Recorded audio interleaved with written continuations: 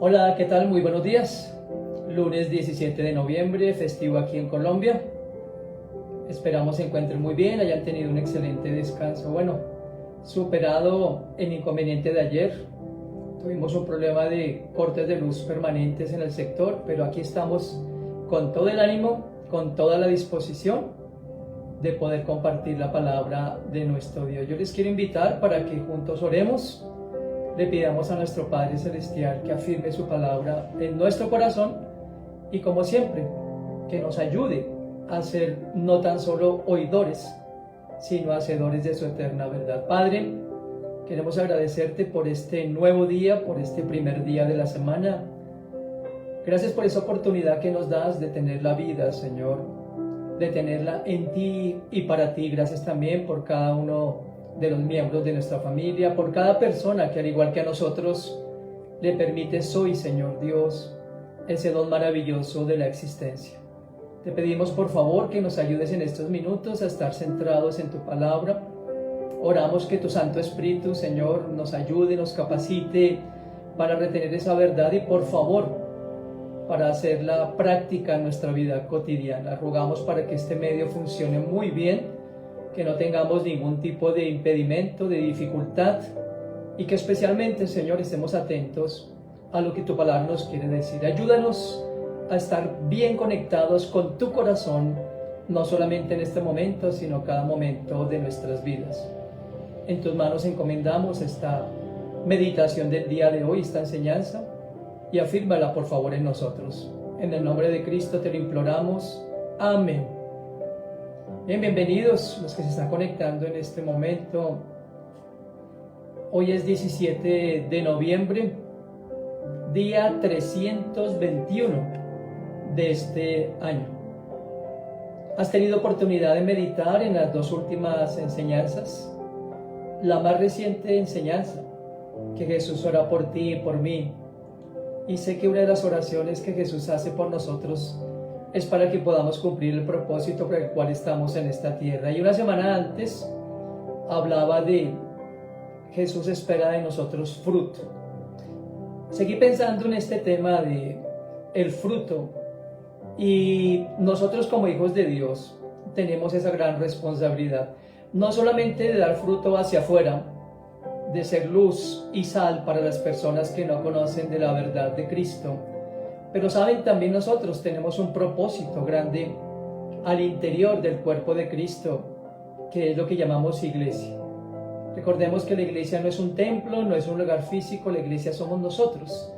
Y por ende, también Dios nos da instrucciones acerca de ese propósito. Pero tal vez tú hoy te encuentras un poquito dubitativo, dubitativa, tal vez a esta altura del año estás empezando ya a hacer evaluaciones de lo que ha sido el mismo, de lo que has hecho con tu vida, de lo que le has permitido hacer a Dios por medio de tu vida.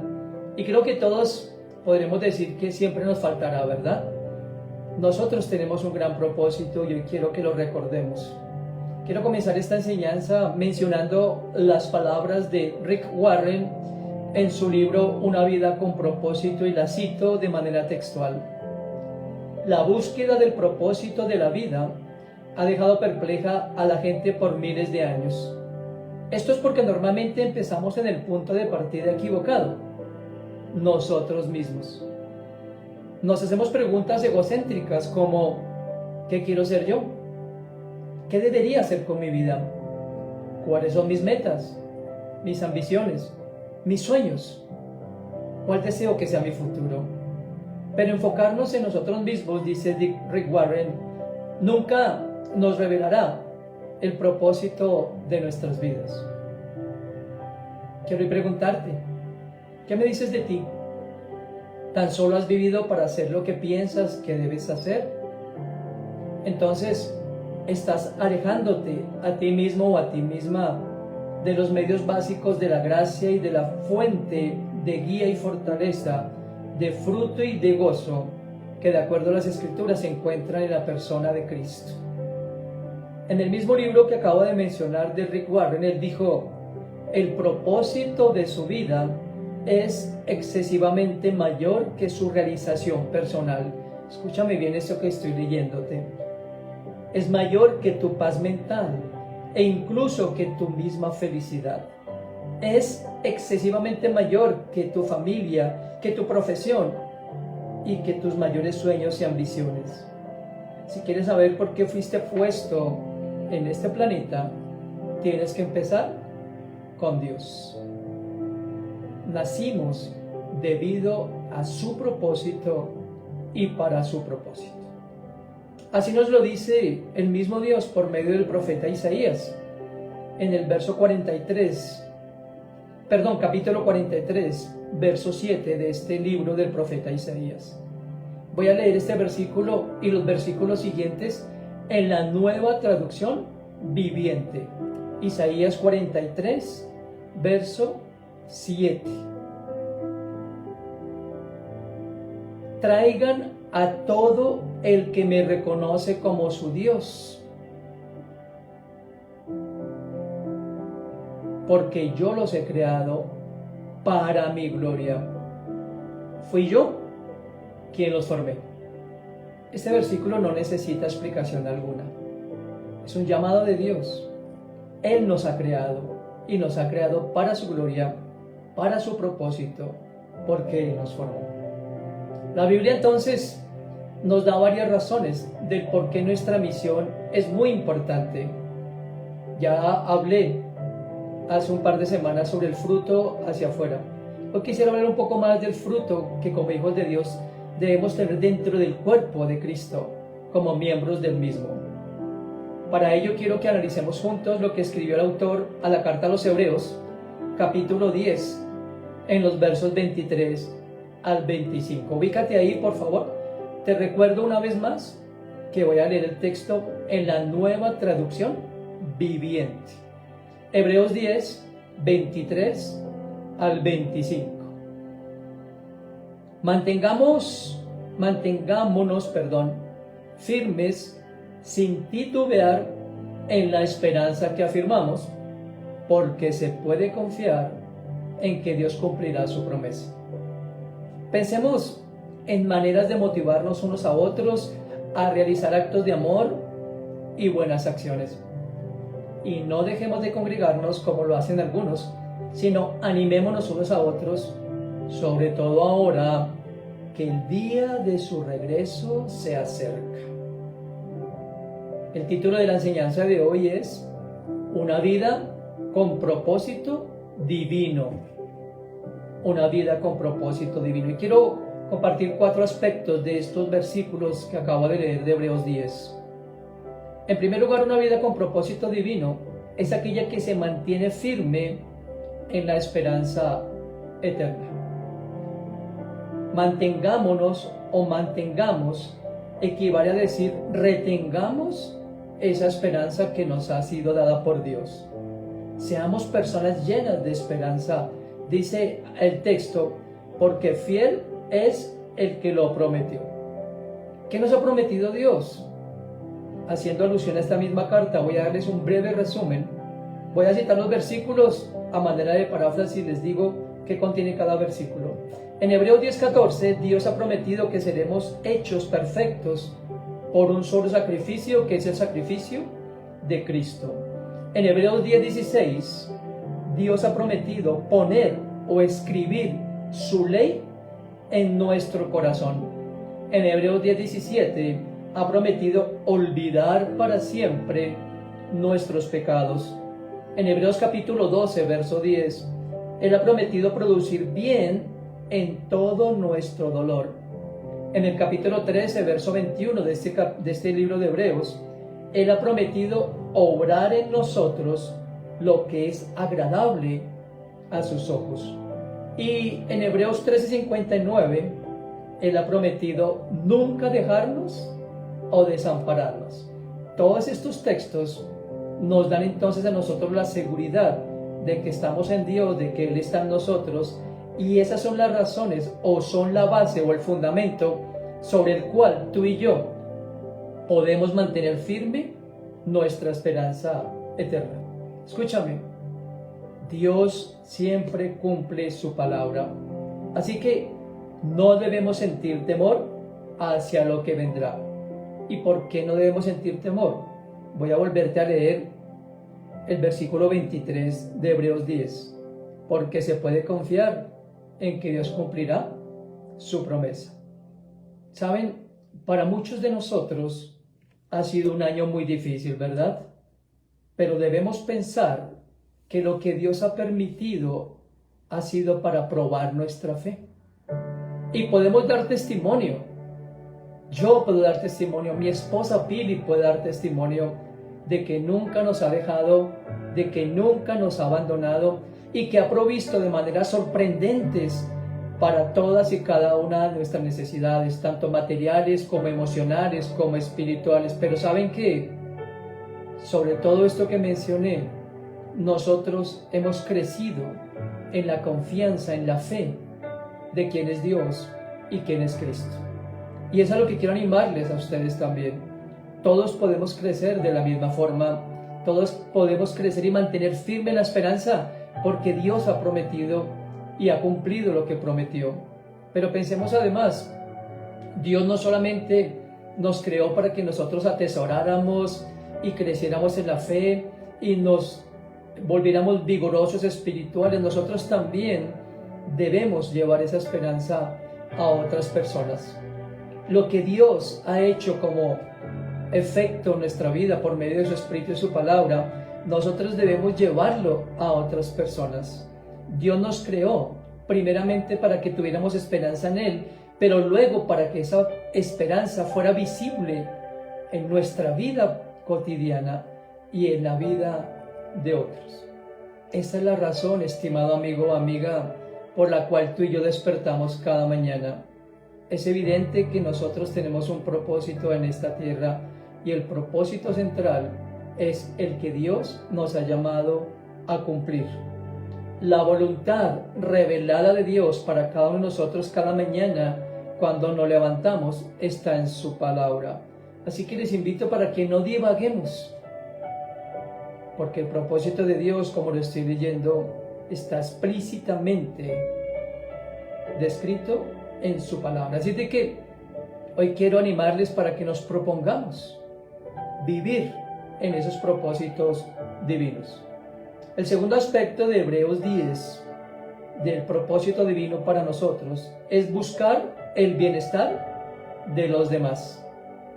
El término consideren, que dice el texto de Hebreos, fue usado por el mismo autor en el capítulo 3, versos 1 y 2. Acompáñenme ahí, Hebreos 3, 1 y 2, donde dice: amados hermanos, ustedes que pertenecen a Dios y tienen parte con los que han sido llamados al cielo, consideren detenidamente a este Jesús, a quien declaramos mensajero de Dios y sumo sacerdote, pues Él fue fiel a Dios, quien lo nombró. En este texto, el llamado es a considerar a Jesús. ¿Saben qué significa considerar a Jesús? Mirarle a Él, pensar en Él, enfocarnos en Él, conocerle a Él, permitirle que nuestra mente esté permanentemente enfocada en Él y en su propósito. La gramática de Hebreos 10:24 tiene un objeto directo: mirarlo a Él para mirar a otros. Eso significa considerarnos unos a otros. Dice el texto de Hebreos: considerémonos para estimularnos al amor y a las buenas obras. Este es nuestro Dios. Literalmente nos está llamando a mirar al otro, a pensar en el otro, a enfocarnos en el otro, a ocupar nuestra mente en los otros. Y la meta de ese enfoque enfocado en los demás, valga la redundancia, es pensar en las maneras de estimularles a las buenas obras. Ese es el tercer aspecto de la enseñanza. Una vida con propósito divino estimula a los demás al amor y a las buenas obras. Pensemos en el antónimo de propósito: despropósito. El despropósito es semejante a la falta de vida. ¿Recuerdas la predicación de hace unos días de la higuera? ¿Por qué Jesús la maldijo? Porque no había dado fruto, porque era estéril, igual que la nación de Israel y que muchos de los judíos que tan solo pensaban en sí mismos, en cómo ser liberados de la opresión, en cómo ser sacados del problema en el que en el momento estaban. ¿Tú has visto una planta que es arrancada de la fuente de vida? ¿Has visto una flor cómo pierde su color, cómo pierde su aroma cuando es quitada del vínculo que le da vida, que le da fragancia? En ambos casos, cuando la hoja o la planta, o la flor, perdón, no está la planta, pierde su sentido, pierde su atractivo, pierde su fragancia. Así somos nosotros como hijos de Dios. Si solo pensamos en nosotros, si solo pensamos en nuestro bienestar, si solo pensamos en que nos sirvan y no servir, si solo pensamos en lo que queremos que hagan con nosotros y no hacer con los demás, entonces estamos perdiendo el enfoque que Dios nos ha llamado a hacer. Dios no creó, escúchame bien, seres humanos a su imagen para que carecieran de propósito, como hojas muertas que vuelan alrededor del patio de la casa. Él nos creó para que tuviéramos un enfoque y un propósito cada uno de los días que estamos en esta tierra. Esto no es esclavitud, esto no es opresión, esto es algo que Él vino a hacer por nosotros. Así que cuando te levantes cada mañana, no solamente pienses en qué vas a desayunar, en cómo vas a desarrollar tu labor en tu oficina, en cómo vas a agendar tus compromisos en el día, en cómo vas a preparar los alimentos, en cuáles son tus planes. No. Cada mañana dispón tu corazón y tu vida y dile: Señor, yo quiero ser un instrumento en tus manos. Yo quiero ser un instrumento que estimule a otros, que lleve a otros al conocimiento de tu palabra. Pero si conoce de tu palabra, yo quiero ser un instrumento para esa persona, para que conozca más de ti, para que crezca más en ti, para que juntos podamos ser esa dulce aroma, esa fragancia que deleita el corazón de Dios. ¿Me estás entendiendo? De eso se trata el cuerpo de Cristo. De eso se trata que estemos juntos. De eso se trata de que como nosotros podamos ser de verdad un factor de estímulo. El apóstol Pablo, al referirse a este propósito, dijo en Filipenses 2, del 3 al 8. Voy a darte unos segundos para que ubiques esta carta. Filipenses capítulo 2, versículos 3 al 8. Este texto para todos nosotros es bastante confrontante. Y lo estoy citando porque Dios me confronta mucho todos los días con este pasaje. Y le pido que me ayude. Filipenses 2, del 3 al 8. No sean egoístas. No traten de impresionar a nadie. Sean humildes. Es decir, considerando el mismo término a los demás como mejores que a ustedes. No se ocupen solo de sus propios intereses, sino también procuren interesarse en los demás. Tengan la misma actitud que tuvo Cristo Jesús. Subrayas en tu Biblia. Piensa en eso, amigo, amiga. Yo debo tener la actitud que tuvo Cristo Jesús. Dice, aunque era Dios, no consideró que el ser igual a Dios fuera algo a lo cual aferrarse. En cambio, renunció a sus privilegios divinos, adoptó la humilde posición, subraya, de un esclavo y nació como un ser humano. Cuando apareció en forma de hombre, se humilló a sí mismo en obediencia a Dios y murió en una cruz como morían los criminales. Otras versiones dice, haya ese mismo sentir. A eso se refiere el término que leí hace un momento. Consideren, miren, enfóquense en lo que Jesús dice que debemos hacer. Y en su carta a los Gálatas, el mismo Pablo, Gálatas capítulo 5, versículo 13, dijo lo siguiente a los creyentes de Galacia y pues a nosotros como hijos de Dios. Ustedes, mis hermanos, han sido llamados a vivir en libertad, pero no usen esa libertad para satisfacer los deseos de la naturaleza pecaminosa. Al contrario, usen la libertad ¿Para qué? Para servirse unos a otros por amor. Jesús dijo a sus discípulos en palabras que Juan consignó en su Evangelio, capítulo 4, verso 34, Juan 4:34, mi alimento consiste en hacer la voluntad de Dios, quien me envió, y en terminar su obra. ¿Se dan cuenta? El enfoque de Cristo. Mi alimento, en lo cual estoy yo enfocado, en lo cual estoy decidido, en lo cual estoy concentrado en hacer la voluntad del que me envió. Y todos sabemos que Jesús vino más allá de sanar, más allá de alimentar con peces y pan, más allá de dar buenos consejos. Él vino a darse por el mundo. ¿Hasta dónde? Como dice Filipenses, hasta la cruz. Hasta ahí llegó la entrega de Cristo por ti y por mí. Y el llamado es a que nosotros haya ese mismo sentir o esa misma consideración.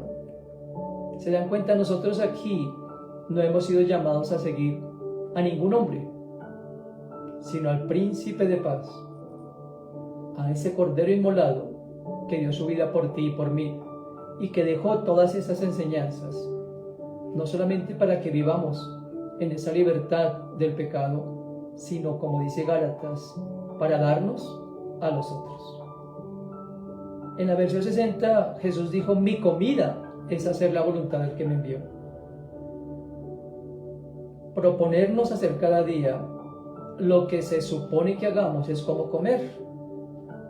El comer naturalmente nos da vida y energía, no nos la quita. Y si nosotros hacemos lo que el Señor nos llama, eso nos da vida y energía. Y como ya lo dije, seremos como esa flor, como ese dulce aroma ante el Señor. Quizá tú seas muy joven o quizás seas mayor, pero lo importante es que mientras estemos en esta tierra, lo importante es que antes de morir hagamos o estemos haciendo lo que nuestro Dios nos ha indicado, porque solo así, querido amigo o amiga, estaremos cumpliendo el propósito por el cual Dios nos llamó. Y cuando llegue el momento, nosotros, al igual que Abraham, al igual que Moisés, al igual que Jacob, podamos morir en buena vejez. ¿Saben por qué no muere en buena vejez? No exactamente porque muera sin enfermedades o sin problemas, es porque muere en la paz de haber hecho lo que Dios le llamó a hacer. A mí me encanta lo que Pablo dice al final de su tránsito por esta vida. He acabado la carrera, he terminado, he concluido la batalla.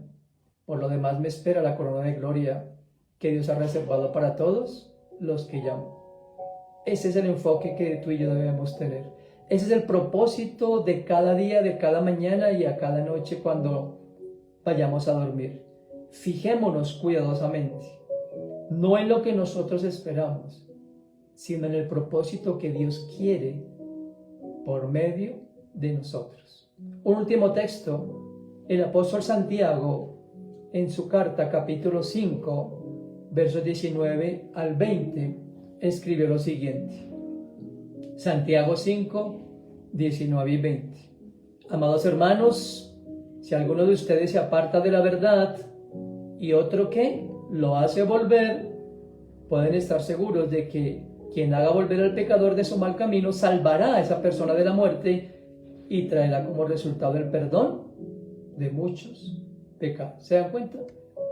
Ese es el propósito de nuestra vida.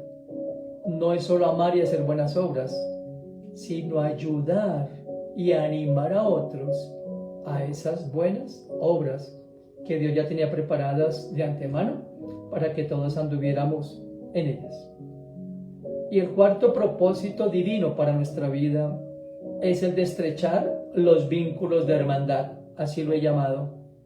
Voy a volver a leer el versículo 25 de este libro a los Hebreos, del pasaje del día de hoy, de Hebreos 10, verso 25.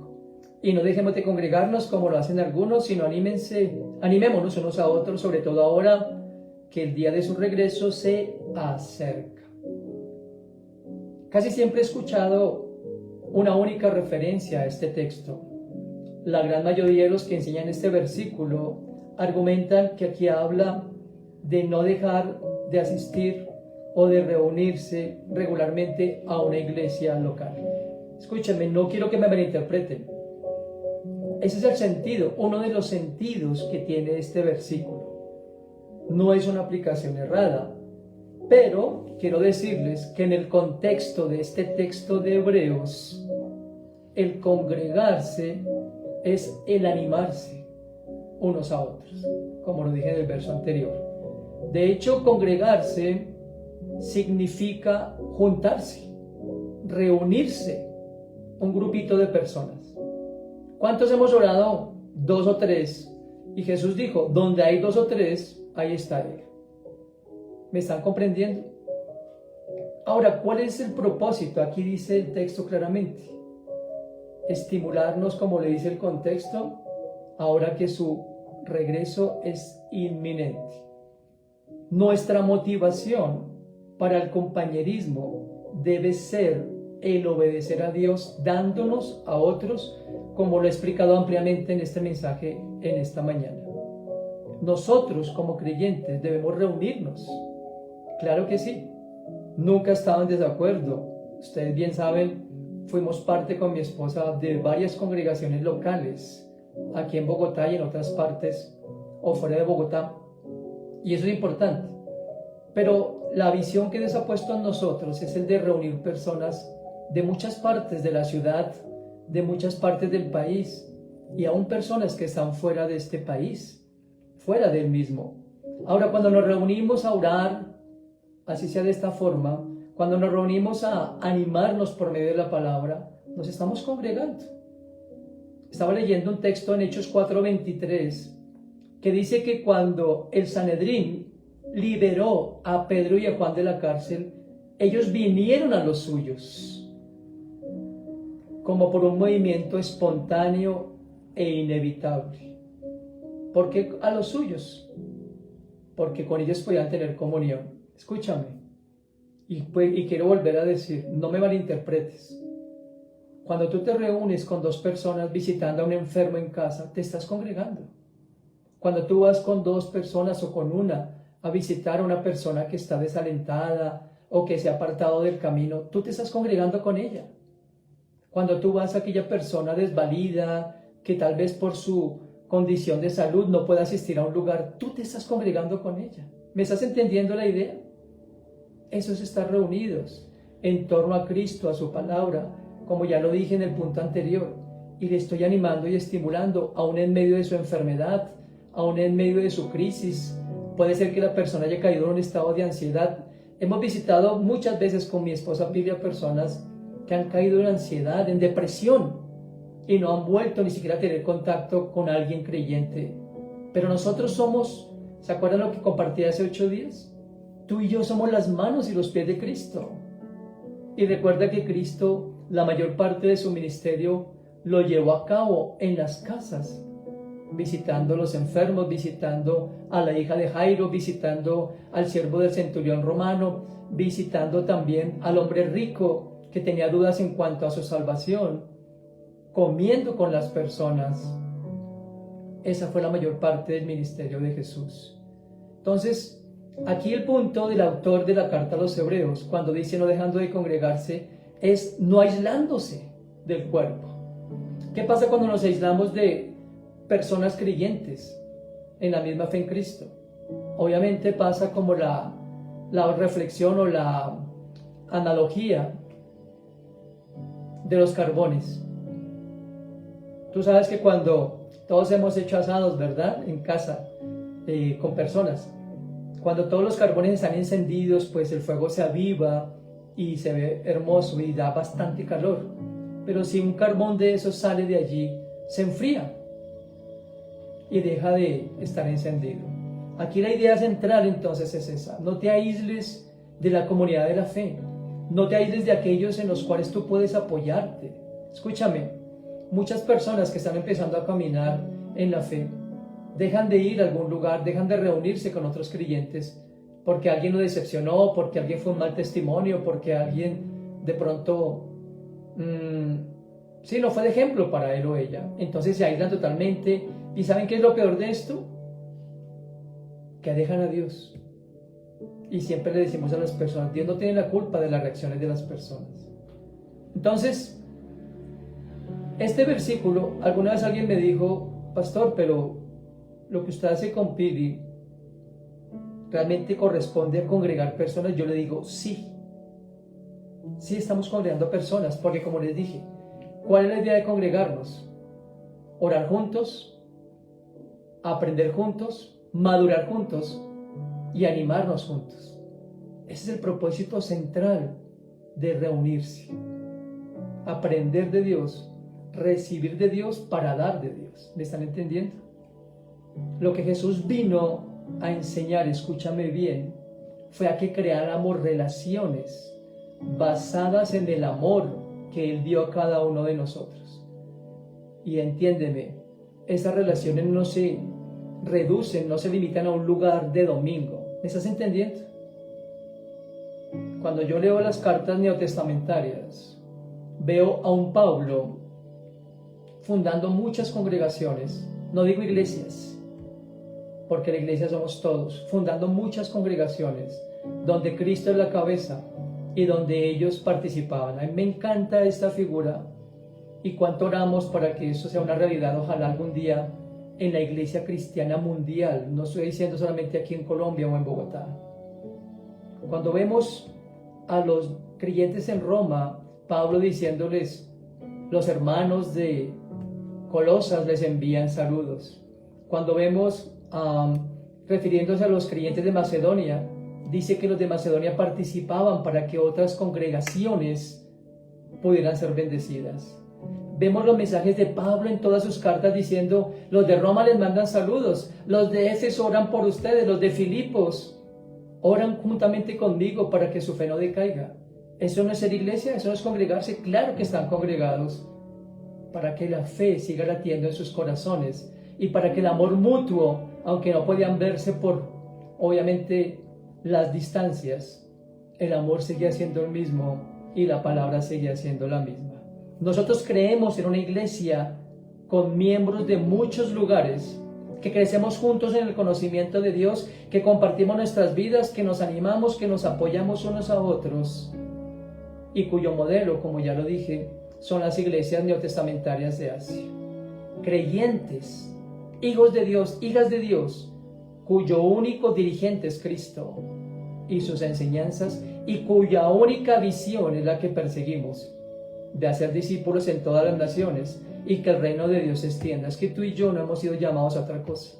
Escúchame, cuando el Señor nos llame a nosotros, nos pedirá tan solo fidelidad, y cada día más personas van conociendo. Tenemos personas en Australia, tenemos personas en el norte del país, en Cartagena, hay personas en los Estados Unidos, en México, para la gloria de Dios, y tenemos relaciones. Así no nos podamos ver, así no nos podamos abrazar. Pero también no quiero terminar sin decir que obviamente nosotros, los que estamos aquí cerca en el sector, cada vez que tenemos oportunidad nos reunimos en un lugar, en un salón comunal, y allá adoramos juntos y aprendemos juntos y nos animamos y hasta nos exhortamos, como dice aquí el texto a los hebreos. Entonces espero que hayamos entendido esta parte y no sientas, ¿verdad? O no te aísles, más bien, no te aísles por ninguna razón de una relación con Cristo. Nosotros con mi esposa tenemos una sola persona a la cual le rendimos cuentas y a la cual le pedimos consejo y que ora por nosotros y que está cuidando nuestra vida espiritual para mantener vivo precisamente ese gozo y esa llama del Señor. En resumen, quiero decir que una vida con propósito divino frente al mundo y su forma especial de pensar y su cosmovisión mantiene firme su profesión de fe y sus convicciones. Una vida con propósito divino tiene cada día el propósito de considerar a los otros, de conocerlas, de interactuar con ellas, con el objetivo de estimularlas a las buenas obras. Una vida con propósito divino se asegura de ser presente, de ser ese carbón que está avivando el fuego en los demás, mediante una visita, mediante una llamada. A veces menospreciamos o no calculamos el efecto de una llamada telefónica o de un saludo, así sea virtual. Yo sé que no es personal, pero es una forma de decir: yo estoy aquí para ti, porque me importas, porque te amo, porque somos hermanos. Y en cuarto lugar, una vida con propósito divino permite que la esencia de ese ánimo sea el recordatorio para todos de cuán grande y confiable es nuestra esperanza en Dios y en Cristo. Así desde que pensemos en esos 4 propósitos divinos para cada uno de nosotros. ¿Saben? A manera de conclusión quiero decir, los tiempos han cambiado. Las redes sociales, aunque son útiles, se han encargado de alejar a las personas. Ahora casi todo es muy impersonal. La palabra de nuestro Dios hoy nos está direccionando a la necesidad de fortalecer nuestras relaciones. Es el propósito por el cual Dios nos puso dentro de su cuerpo. Y en esta era donde las relaciones se han despersonalizado, es importante vivir una vida cristiana ferviente. Muchos que en algún momento experimentaron una pasión por Dios no supieron cómo mantener ese fuego ardiendo. ¿Saben cuál es la razón? En los más de 25 años que llevo como pastor, he observado que las personas cuyos corazones han permanecido apasionados por Dios siempre se rodean de esas amistades bíblicas. Sin personas que tengan la misma pasión por Cristo y su palabra, es muy fácil que la llama se vaya apagando lentamente. Pero con la influencia fortalecedora de nosotros hacia las personas, esa pasión puede volver a arder. Y recuerda, nuestra misión es una continuación de la misión que Cristo tuvo aquí en la tierra. Tú y yo, como hijos e hijas de Dios, hemos de continuar lo que Jesús empezó. Jesús no solamente nos llama a que vengamos a Él, sino también que vayamos por Él. Oremos. Padre, te damos gracias por este medio que nos has permitido utilizar, para que más personas, Señor, en muchos lugares puedan conocer de tu verdad. Hoy quisiera orar principalmente por todos los que somos miembros de tu cuerpo, para que podamos ser, como dijo el apóstol Pedro, esas piedras vivas que puedan tocar el corazón de otros que tal vez hoy están desanimados, desalentados, que tal vez por la razón que tú conoces se han apartado de tu verdad. Ayúdanos como piedras vivas a traerles de nuevo a tu redil, Señor, como instrumentos en tus manos. Ayúdanos a ir por ti, Señor, aquellas ovejas perdidas también, como lo aprendíamos hace un par de semanas, porque el fruto que tú esperas de nosotros hacia afuera es el fruto de personas que se conviertan de las tinieblas a la luz. Y el fruto que tú esperas de nosotros como tus hijos, como miembros del mismo cuerpo, es que nos estimulemos al amor y a las buenas obras. Por favor, ayúdanos en esta misiva, en esta encomienda que tú nos has dado, y que lo hagamos con el mismo gozo del cual Pablo habló en su carta a los Filipenses, que tengamos tu mismo sentir, Señor, esa misma compasión y ese mismo amor hacia aquellas personas que son parte de tu mismo cuerpo. Gracias por hacernos parte de tu cuerpo y gracias porque hoy nos estimulas a ser activos, así sea enviando un versículo, Señor, así sea saludando a otro, así sea compartiendo algo de lo que tú, por generosidad y por amor, has traído a nuestro corazón. Por favor, ayúdanos en esto, Señor, y que un día, cuando seamos llamados a tu presencia, tengamos la tranquilidad de haber cumplido tu propósito y podamos escuchar esas dulces palabras que todos anhelamos escuchar. Bien, buen siervo fiel, en lo mucho fuiste fiel, en lo mucho te pondré. Ahora entra en el gozo de tu Señor. Que ese sea nuestro final y nuestro deseo. Yo te lo pido con todo mi corazón y en el nombre de Cristo nuestro Señor. Amén. Bien, si tienes dudas, preguntas de este mensaje, escríbeme aquí, por favor. Con todo el corazón te responderé cualquier duda o inquietud. También quiero invitarte para que nos quedan 2 semanas de estudio antes de terminar este año. Así es de que te animo para que seas parte de uno de los grupos de estudio Conociendo a Dios, como lo compartí en el mensaje de hoy. También queremos orar por ti con mi esposa y un grupito que tenemos los miércoles a las 7 de la noche. Nos dedicamos a orar unos por otros, por el fortalecimiento, porque lleguemos a otras latitudes con el mensaje de Dios y otras cosas que son importantes para la oración. También te invitamos para que compartas este mensaje. Dale compartir aquí en YouTube. Escríbele a tus amigos y comparte este mensaje si tu amigo o amiga es creyente. Si no es creyente, invítale para que escuche también las diferentes enseñanzas. Recuerda que todo el contenido de aquí persigue dos propósitos: que los que somos creyentes nos afirmemos y los que no lo son, pues lleguen a ser parte del cuerpo de Cristo. Así es de que ingresa a este canal, dale me gusta para que la enseñanza se pueda replicar. Tú sabes que ese es nuestro propósito con Pili. Y queremos agradecerte por tus oraciones y también por tus donaciones, que para poder extender este reino de Dios, pues son importantes. Ora principalmente porque ahora en diciembre queremos invitar personas para que conozcan el Evangelio, que conozcan la verdad y el propósito por el cual Cristo vino en esta época.